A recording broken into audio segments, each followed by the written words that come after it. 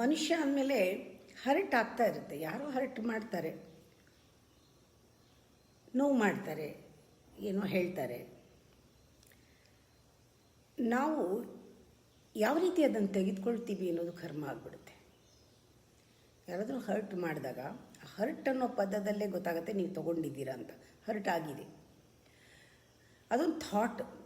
ಅದು ಒಳಗಡೆ ಇಳಿದು ಬಿಟ್ಟರೆ, ಕಂಪ್ಲೀಟಾಗಿ ಯಾರಾದರೂ ಇನ್ಸಲ್ಟ್ ಮಾಡಿದ್ದು ಒಳಗಡೆ ಇಳಿದು ಬಿಟ್ಟರೆ ಅದು ರೆಕಾರ್ಡ್ ಆಗಿಬಿಟ್ಟು ಒಳಗಡೆ ಸೇರ್ಕೊಂಡ್ಬಿಡುತ್ತೆ. ನೀವು ಸುಮ್ಮನೆ ಇರಲ್ಲ, ಅದನ್ನೇನು ಮಾಡ್ತೀರಾ, ರೀಅಫರ್ಮ್ ಮಾಡ್ಕೊಂಡು ಹೋಗ್ತಾ ಇರ್ತೀರ. ಹೀಗೆ ಮಾಡಿದ್ರು, ಹೀಗೆ ಮಾಡಿದ್ರು, ಹೀಗೆ ಮಾಡಿದ್ದಾರೆ ಅಂತ ಮರೆಯಲ್ಲ. ಬಾಯಿನಲ್ಲಿ ಹೇಳ್ತಾ ಇರ್ತೀರ, ನಂಗೆ ಹರ್ಟ್ ಆಗಿದೆ, ಅವ್ರು ಹರ್ಟ್ ಮಾಡಿದ್ದಾರೆ, ಒಂದೊಂದು ಸತಿ ಹೇಳಿದಾಗಲೂ ಅದು ಆಳವಾಗಿ ಹೋಗ್ತಾ ಇರುತ್ತೆ. ನೀವು ಬಿಡ್ತೀನಿ ಅಂದರೂ ಬಿಡೋಕ್ಕಾಗಲ್ಲ. ಕೊನೆಯಲ್ಲಿ ಸ್ವಲ್ಪ ರಿಯಲೈಸ್ ಆದರೆ ಮರ್ತು ಬಿಡೋಣ, ಆಯಿತು ಮರಿತೀನಿ ನಾನು ಅಂತ ಕಷ್ಟ ಆಗ ಹೋಗ್ಲಿಕ್ಕೆ ಕ್ಷಮಿಸ್ತೀನಿ ಅಷ್ಟೇ. ಮರ್ತು ಬಿಡೋಣ ಅನ್ನೋಕ್ಕೆ ಮರೆಯೋಕ್ಕಾಗಲ್ಲ, ನಾನು ಕ್ಷಮಿಸ್ತೀನಿ.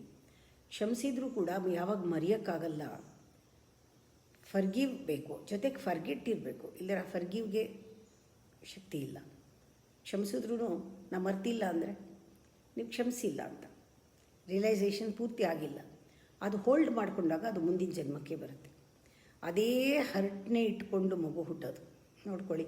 ಮುಂದಿನ ಜನ್ಮಕ್ಕೆ ತೊಗೊಂಡು ಹೋಗ್ತೀರಾ, ಬೇರೆ ದೇಹ, ಅದೇ ಹರ್ಟು. ಚಿಕ್ಕ ಮಗುನಲ್ಲೇ ಶುರು ಆಗುತ್ತೆ ಆ ಹರ್ಟು, ಯಾಕೆಂದರೆ ಒಳಗಡೆ ಸೇರಿಕೊಂಡಿದೆ. ಇದೊಂದು ಉದಾಹರಣೆ. ಯಾವುದೇ ಒಳಗಡೆ ನಾವು ಹಿಡ್ಕೊಂಡಿದ್ರೂ ಮುಂದಿನ ಜನ್ಮದಲ್ಲಿ ಅದು ಹೊರಗಡೆ ಕಾಣಿಸ್ಕೊಳ್ಳುತ್ತೆ.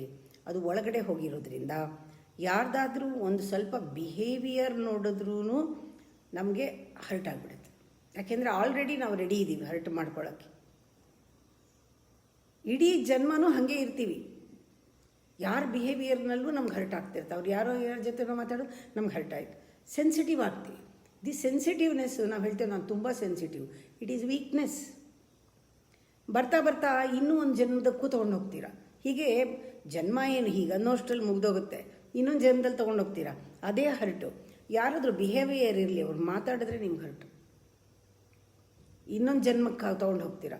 ಆಗ ಅವರನ್ನು ಧ್ವನಿ ಕೇಳಿದ್ರೆ ನಿಮ್ಗೆ ಹರ್ಟ್ ಆಗುತ್ತೆ. ಹಾಗೆ ಜನ್ಮಾಂತರ ತೊಗೊಂಡು ಹೋಗ್ತಾ ಇದ್ದರೆ ಒಂದು ಜನ್ಮದಲ್ಲಿ ಹೇಗಾಗ್ಬಿಡ್ತೀರ ಅಂದರೆ you think you feel you are rejected. ನಾನು ಹೀಗೇನೆ, ನನ್ನ ಹಣೆ ಬರನೇ ಹೀಗೆ, ನಾನು ಯಾವಾಗಲೂ ಹೀಗೆ, ನನ್ನ ಯಾರೂ ಕೇರ್ ಮಾಡಲ್ಲ, ಯಾವಾಗಲೂ ನೋವಿಸ್ಕೊಳ್ತಾ ಇರೋದು. ಇದು ಯಾಕಾಯಿತು ಅಂದರೆ ಜನ್ಮಕ್ಕೂ ನೀವು ಯಾವುದೋ ಹಿಡ್ಕೊಂಡಿರೋದು ಬಿಟ್ಟಿಲ್ಲ ಅಂತ. ಇದನ್ನು ನಾವು ಹೋಗಿಸ್ಕೋಬೇಕಾದ್ರೆ ತಿಳ್ಕೋಬೇಕು, ಇದು ಈ ಜನ್ಮ ಅಲ್ಲ, ಕಂಟಿನ್ಯೂ ಆಗುತ್ತೆ. ನಾವು ಯಾವ ಲೆಕ್ಕನೂ ಅಲ್ಲಲ್ಲಿಗೆ ಮುಗಿಸ್ಬೇಕು. ಮುಗ್ಸೋಕ್ಕೆ ಅಂತಲೇ ಜನ್ಮ ಇರೋದು. ಲೆಕ್ಕ ಚುಕ್ತಾ ಮಾಡಬೇಕು. ಕಳಿಯೋ ಲೆಕ್ಕ ಬಹಳ ಮುಖ್ಯ. ನಾವು ಕೂಡ್ತಾ ಇದ್ದೀವಿ, ಮಲ್ಟಿಪ್ಲೈ ಮಾಡ್ತಾ ಇದ್ದೀವಿ, ಅಕ್ಕಪಕ್ಕದವ್ರಿಗೆ ಭಾಗ ಮಾಡ್ತಾ ಇದ್ದೀವಿ. ಈ ಲೆಕ್ಕ ಬಿಡಿ. ಓನ್ಲಿ ಸಬ್ಸ್ಟ್ರಾಕ್ಷನ್, ಕಳ್ಕೊಳ್ಳೋದು, ಎಲ್ಲ ತೊಳ್ಕೊಳ್ಳೋದು, ಮುಗಿಸ್ಕೊಳ್ಳೋದು, ಇದು ಜನ್ಮ.